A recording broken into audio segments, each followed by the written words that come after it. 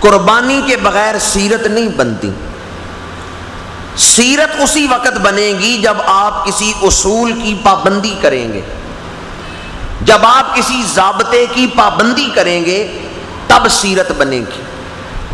اور اگر شترے بے مہار کی طرح جو دل میں آئے وہ کرنے کے لیے تیار ہوں، اپنی ہر جائز و ناجائز خواہش کو پورا کرنے کے لیے اٹھ کھڑے ہوں اور دوڑ پڑیں اور اسے اپنا مسئلہ بنا لیں، اگر کوئی خواہش پوری نہ ہو اسے روگ بنا لیں، تو اس طرح سیرت نہیں بنتی. سیرت کے لیے تو قربانی کی ضرورت ہے. آج ہم جس ہستی کا ذکر کر رہے ہیں، آئیں ذرا ان کی سیرت کا ایک ورق اٹھا کے دیکھیں. حضور کی بارگاہ میں حاضر ہوئیں، گھر کے کام کر کر کے ہاتھوں میں چھالے بن چکے ہیں، ہاتھوں میں چھالے بن چکے ہیں اور انتہائی تھکی ہوئی ہیں. حضرت سیدہ فاطمہ الزہرا رضی اللہ تعالیٰ عنہ حضور کے پاس کچھ کنیزیں آئی ہیں اور حضرت سیدہ خاتون جنت اس لیے حاضر ہوئی ہیں کہ ان میں سے کوئی نوکرانی مجھے عطا کی جائے جو میرے گھر کے کاموں میں میرے ساتھ خدمت کرے.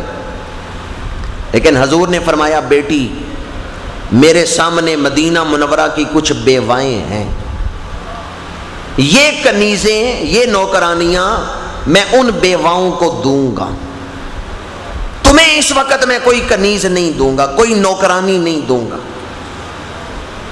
بنت رسول ہیں اور اپنے گھر کام خود کر رہی ہیں، اس طرح کر رہی ہیں کہ ہاتھوں میں چھالے پڑ گئے اور حضور کی خدمت میں کنیز لینے نوکرانی لینے کے لیے حاضر ہوئی ہیں. تو حضور نے فرمایا نہیں بیٹی مجھے مدینہ منورہ کی بیواؤں کا خیال ہے، یہ کنیزیں میں انہیں دوں گا. ہاں تم کام کر کر کے تھک جاتی ہو تو تمہیں ایک وظیفہ بتا دیتا ہوں، یہ کر لیا کرو تمہارا جسم تر و تازہ ہو جائے گا. نماز سے فارغ ہو تو پڑھ لو اللہ اکبر سبحان اللہ الحمدللہ استغفر اللہ. یہ جو ہم نماز کے بعد تسبیحات پڑھتے ہیں 34 مرتبہ اللہ اکبر اور 33 مرتبہ سبحان اللہ الحمدللہ، یہ تسبیحات فاطمہ کہلاتی ہیں. حدیث کی کتابیں اٹھا کے دیکھیں، یہ تسبیحات فاطمہ ہیں، یہ حضور نے عطا فرمائی اپنی پیاری صاحبزادی حضرت سیدہ فاطمہ الزہرا رضی اللہ تعالی عنہا کو. اور سیدہ فرماتی ہیں پھر میں کام کر کے تھک جاتی، نماز پڑھتی، نماز کے بعد یہ تسبیحات پڑھتی تو اللہ تعالیٰ میری تھکاوٹ کو دور کر دیتا تھا، میری طبیعت حشاش بشاش ہو جاتی تھی. یہ تسبیحات فاطمہ حضرت سیدہ خاتون جنت کے وسیلے سے امت کو ملی ہیں. اس کے پیچھے قربانی کیا ہے کہ سیدہ نے کوئی گلہ نہیں کیا، کوئی شکوہ نہیں کیا، گھر کا کام خود کر رہی ہیں، محنت کر رہی ہیں، پانی بھر کے لاتی ہیں، حتیٰ کہ ہاتھوں میں چھالے پڑ جاتی ہیں کام کرنے سے. اور آج ہمارے ہاں حالت کیا ہے؟ گھروں میں کتنا کچھ میسر ہے پھر بھی شکرانے کی توفیق نہیں. ہماری سیرت کیا ہے؟ اس ہستی کا ذکر کرنے بیٹھے ہیں جن سے اللہ کے رسول محبت کرتے ہیں، جن کی عظمت کا شہرا زمینوں پر ہی نہیں بلکہ آسمانوں پر بھی ان کی عظمت کا شہرا ہے. حوران بہشتی جنتی حوریں بڑی شان رکھتی ہیں، پر سیدہ خاتون جنت کی نوکرانیاں ہیں، سیدہ خاتون جنت کی نوکرانیاں ہیں، آپ کی خدمت گزار ہیں.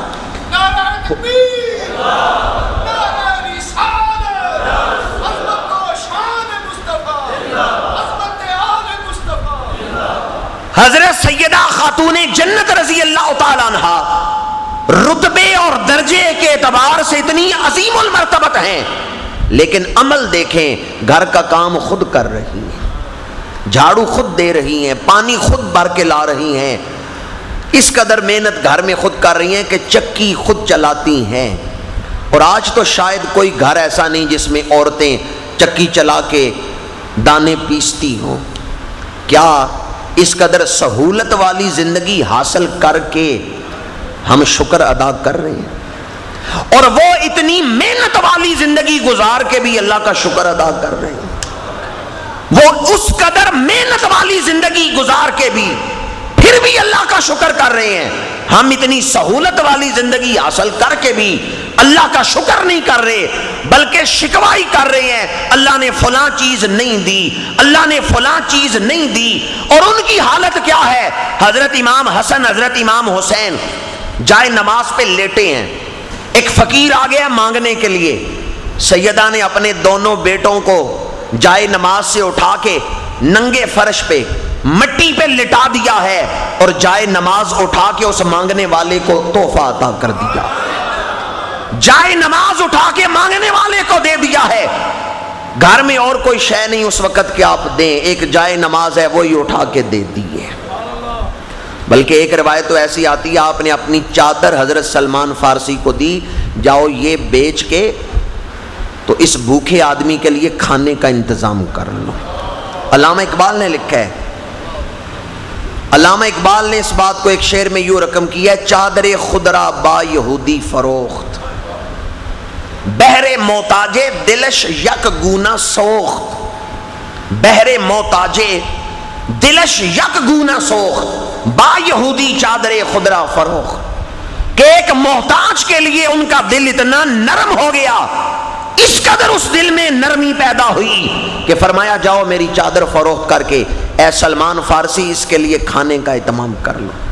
اور حضرت سلمان فارسی محرم راز تھے، خدمت گزار تھے آپ کے گھر کے.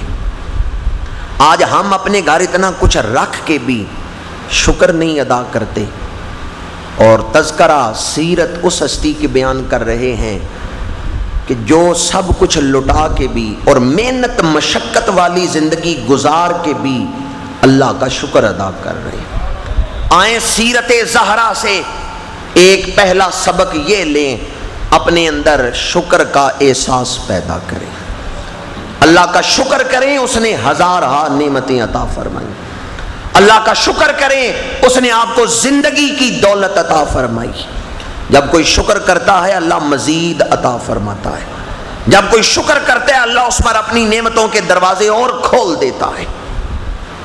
تو سیرت قربانی سے بنتی ہے. اصول اور ضابطے کی پابندی کرنے سے سیرت بنتی ہے. اور جو آدمی کسی اصول اور کسی ضابطے کی پابندی نہیں کرتا وہ آدمی اعلیٰ سیرت والا اور اعلیٰ کردار والا نہیں بن سکتا. اللہ کے دربار میں ظاہری شکلیں نہیں دیکھی جاتی، انسان کی سیرت ہی دیکھی جاتی. انسان کا باطن ہی دیکھا جاتا ہے. یہ عین ممکن ہے دنیا میں کوئی کالے رنگ والا ہو اور قیامت کے دن اس کا چہرہ 14ویں کے چاند کی طرح چمک رہا ہو.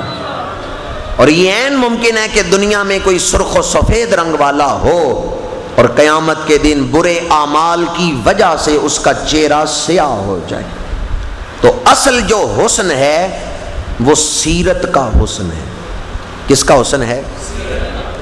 آپ بازار جاتے ہیں عطر خریدنے کے لیے تو عطر کی شیشی دیکھ کے خریدتے ہیں کہ یہ شیشی بڑی ہے تو عطر لے لو، یا عطر کی خوشبو سونگھ کے عطر لیتے ہیں؟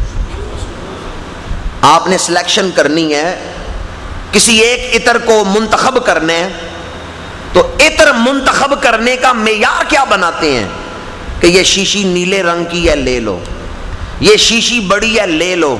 آپ بوتل کا حجم دیکھ کے عطر لیتے ہیں یا عطر کی خوشبو سونگھ کے عطر پسند کرتے ہیں؟ تو جس طرح اس بوتل کا ظاہری حجم نہیں دیکھ رہے بلکہ عطر کی خوشبو کو دیکھ رہے ہیں، اسی طرح اللہ کے دربار میں ظاہری حسن و جمال نہیں دیکھا جاتا، انسان کی سیرت دیکھی جاتی ہے، اس کا کردار دیکھا جاتا ہے، اس کا عمل دیکھا جاتا ہے. ابو لہب حضور کا چچا ہے. ابو لہب، پتہ ہے ابو لہب کا معنی کیا ہے؟ ابو لہب، لہب کہتے ہیں انگارے کو.